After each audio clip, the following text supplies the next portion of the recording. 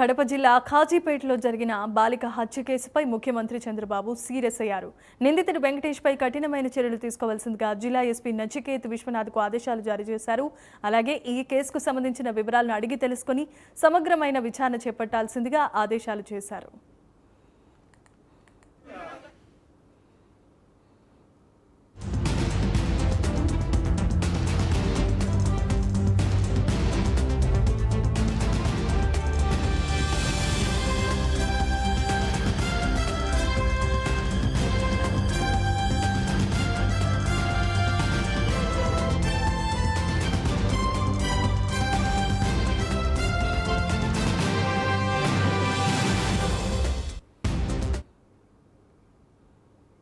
కడప రిమ్స్లో ఉత్కంఠ కొనసాగుతోంది. ఖాజీపేట విద్యార్థినిని చంపిన నిందితుడి వెంకటేష్ బాసాపురం చెక్పోస్ట్ దగ్గర పారిపోయేందుకు ప్రయత్నించాడు.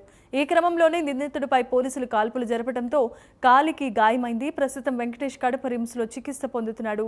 అయితే నిందితుడున్న గదిని పోలీసులు మూసివేసి భారీ భద్రతను ఏర్పాటు చేశారు. అలాగే రిమ్స్ ఆసుపత్రి ప్రాంగణాన్ని పూర్తిగా తమ ఆధీనంలోనికి తీసుకున్నారు. ఇక బాలిక హత్య కేసుపై జిల్లా ఎస్పీ నచికేత్ విశ్వనాథ్ క్లారిటీ ఇవ్వనున్నారు.